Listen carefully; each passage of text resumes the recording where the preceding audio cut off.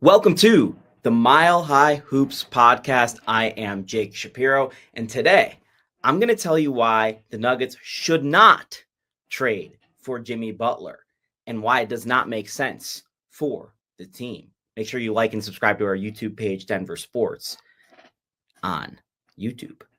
So, Jimmy Butler is seemingly on the trade block for the Miami Heat. There is some debate between his agent and Shams Charania from ESPN, who is actually reporting this news, but everything would kind of indicate that he is available. Where the Miami Heat are, where Jimmy Butler is in his contract, he's going to be a free agent this summer. The Miami Heat certainly will probably want something back for one of their star players and something that's been a key part of their organization for a long time. At the same time, it seems like Butler, for the last year or so, that relationship is seemingly coming to a natural ending, that Butler's time in Miami is running out. So it leads all to a very natural point where we're at now, where it is Jimmy Butler going to go? Is he going to get traded this season, or are they going to wait around and maybe see what happens in free agency? And a lot of teams in the NBA would rather get something rather than nothing for a player. But we've seen in recent times, whether it be Paul George's move this offseason, that it's hard to construct some of these deals under the CBA. And teams sometimes would rather just reset the deck than take something back that maybe they kind of want, but not really. So what will Miami do? And if they decide to go the trade route, who will they trade him to? Well, there are a couple teams that make sense, whether it be the Houston Rockets or Golden State Warriors, or maybe even the Phoenix Suns. One name that keeps popping up, at least here in the Mile High City, is obviously the Nuggets. The Nuggets have a complicated path to acquire Jimmy Butler, and we can get to that in a second.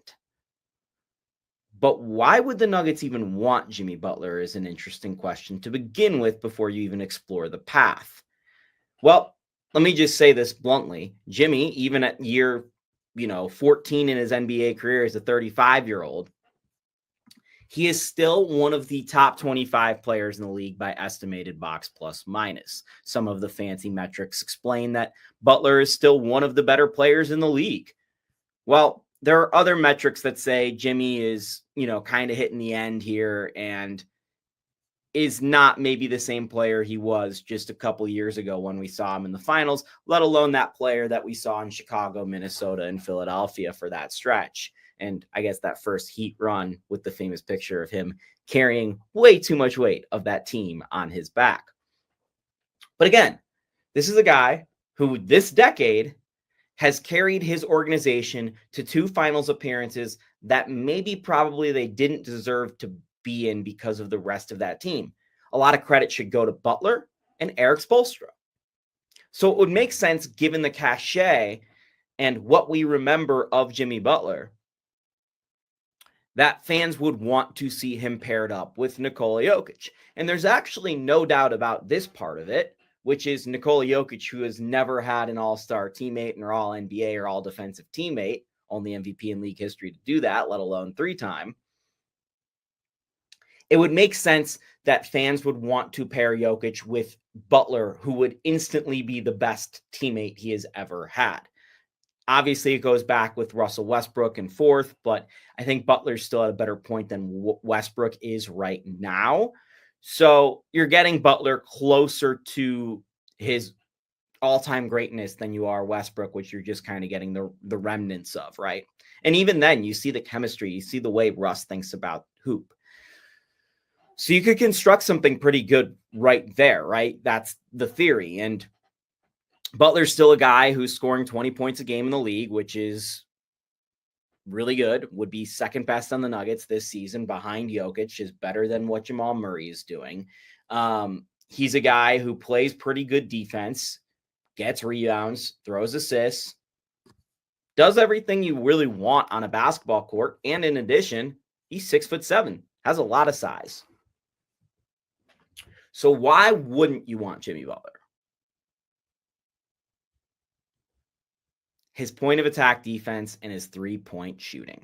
The Nuggets' two biggest holes right now that they probably need to address are the fact that they cannot get around screens and they struggle with movement shooting on the defensive side of the ball from their opponents.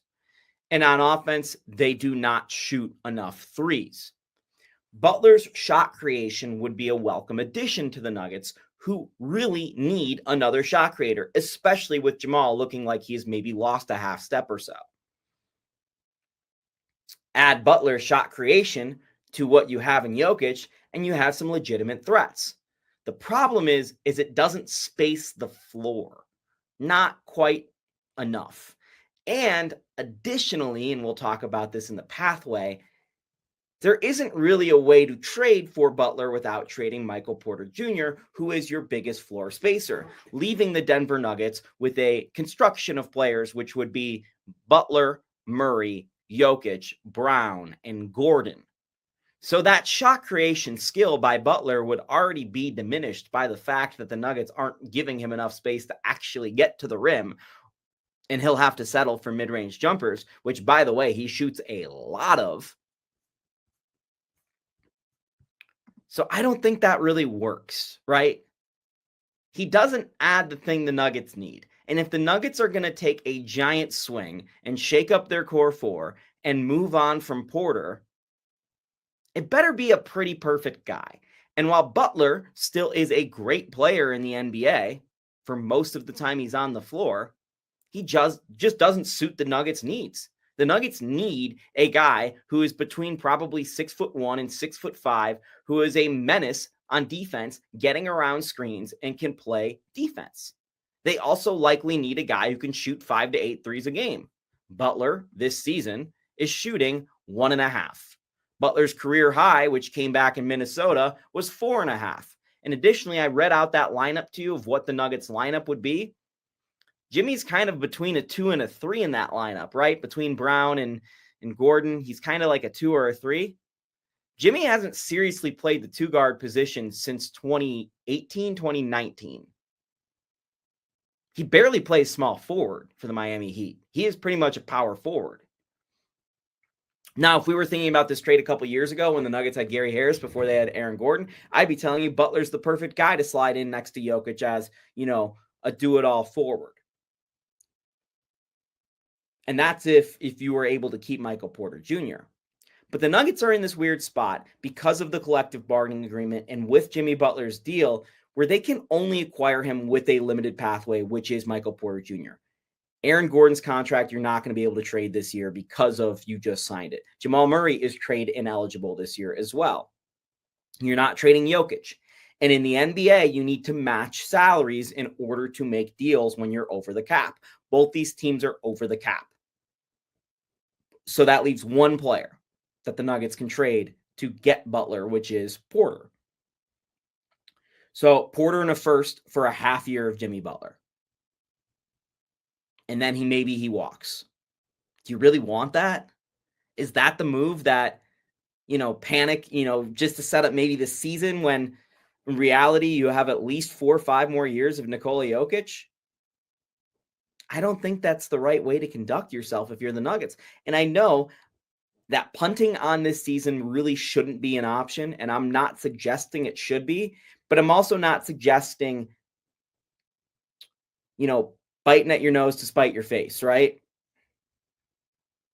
You shouldn't make a move now that panics in order to maybe hopefully set yourself up better for the next 4 months, but something that'll set you back long term. The Nuggets should be thinking long term about this title window. Additionally, Calvin Booth's contract is up after this season. So do you want your GM, who might be on his way out, to make a major franchise-defining move right before he might be on his way out? I just don't think that's what you want if you're the Denver Nuggets. And additionally, by the way, the Miami Heat would have to make a move before they would make this move with the Nuggets, because the way the first and second aprons work is basically the Nuggets and Heat, they can't take back more than what they're willing to give in a trade. And, both guys are making marginal amounts different, so you'd have to make some different moves. It's a whole complex web, which is going to make deals exceptionally hard to make. Which is why if Zeke Naji has worked out or works out or whatever at $8 million plus the first round pick in 2031, that for a decent NBA role player somewhere in the Cole Anthony to Jay Sean Tate range is a more suitable upgrade to your roster and easier to get onto your roster, as is cutting Jalen Pickett and adding Holiday, which I keep asking for. So I just don't see a realistic way that they can get Jimmy Butler, let alone the fact that it doesn't make much sense. Jake Shapiro, Mile High Hoops Podcast. Make sure you like and subscribe to our YouTube channel, Denver Sports. We'll be back with a new episode of Mile High Hoops Podcast soon. Make sure you are subscribed so you can find out when that is.